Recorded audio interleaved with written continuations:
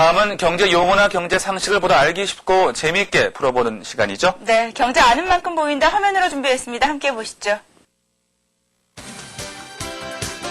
경제 활동을 하다 보면 꼭 가야 하는 곳이 바로 은행이다.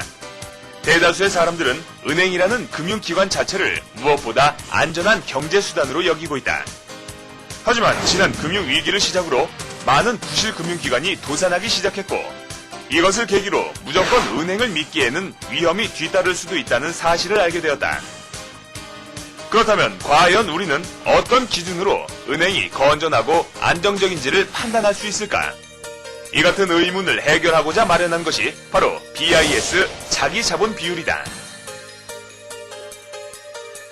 BIS 자기자본 비율은 국제결제은행 산하의 BCBS라고 하는 바젤 은행감독국에서 정한 국제적인 자본 적정성 기준입니다.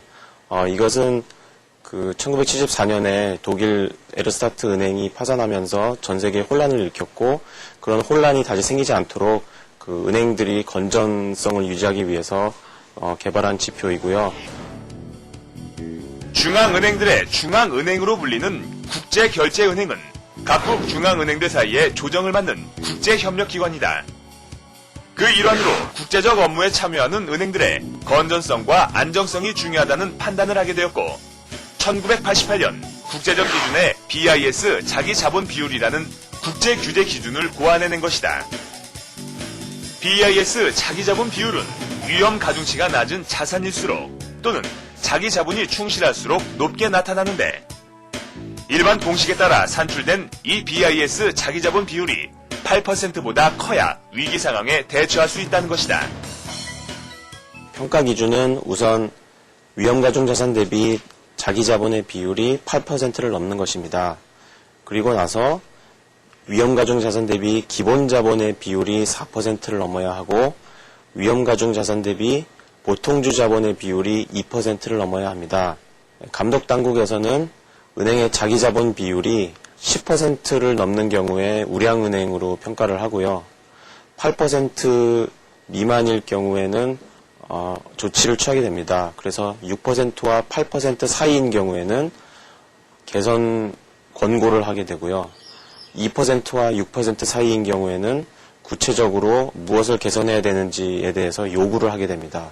그리고 2%의 미만 도달하지 못하는 경우에는 강독당국이 직접 개입하게 됩니다. 우리나라는 1995년 말부터 도입되기 시작했고 은행들에게 BIS 자기자본 비율을 8% 이상 유지하도록 의무화했다. 그리고 BIS 자기자본 비율은 1980년대 이후 금융의 국제화, 파생상품 거래 확대 등에 따른 리스크 증가로 보다 강화된 관리가 필요해졌는데 이처럼 변화하는 경제 도구에 맞춰 추가 보완이 계속해서 이루어지고 있다.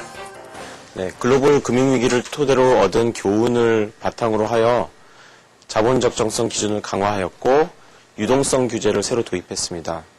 기존의 2%, 4%, 8% 규제에서 대폭 상향 조정되는데요. 보통주 자본 비율은 불황기에는 7%, 호황기에는 9.5% 이상 적립해야 되고 기본 자본 비율은 불황기에 8.5%, 호황기에 11%, 그리고 자기 자본 비율은 불황기에는 10.5%, 호황기에는 13% 이상 유지해야 합니다. BIS 비율이 떨어지면 은행에 대한 신뢰가 떨어지고 고객 이탈이 우려될 뿐만 아니라 은행 간 합병에서 불리한 입장에 처할 가능성이 크다. 때문에 은행들은 BIS 비율 유지에 많은 노력을 기울인다.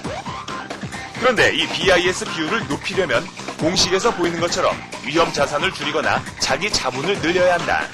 자기 자본을 늘리기 위해서는 증자를 통해서 보통주 자본을 늘리는 것이 가장 좋은 방법이고 그것이 여의치 않을 경우에는 하이브리드 채권이나 우선주 등을 발행하는 방법이 있습니다. 위험가중 자산을 줄이는 방법에는 직접적으로 대출 자산을 유동화해서 매각하는 방법이 있고 그 외에도 기존의 대출 포트폴리오를 보다 안전한 포트폴리오로 바꿈으로 해서 위험 가중치를 낮추는 방법이 있습니다. 사람들에게 안전하게 자산을 맡길 수 있는 신뢰를 심어주고 은행의 건전성을 재확인시켜주는 BIS 자기 자본 비율. BIS 비율을 높이려는 은행들의 다양한 노력과 시도로 경제 생활을 하는 수많은 사람들의 자산을 안전하게 지켜줄 수 있는 보다 탄탄한 금융기관으로 인정받길 기대해본다. 때이른 추위가 찾아오면서 전기 장판 등 온열기구를 사용하다가 화상을 입는 경우가 늘고 있다고 합니다. 네.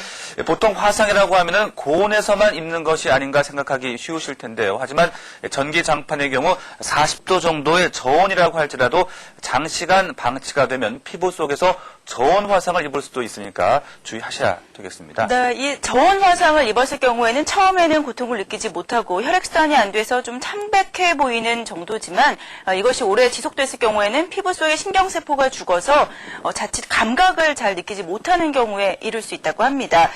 술을 많이 드셨거나 몸이 좀 피곤하시다 싶으신 날은 온열기 사용을 자제하시거나 아니면 이 자동온도 조절 장치가 있는 제품을 사용하는 것이 좋을 것 같습니다. 네, 알기 쉬운 나라 경제 오늘 시간은 여기까지입니다. 끝까지 함께해 주신 여러분 고맙습니다. 고맙습니다.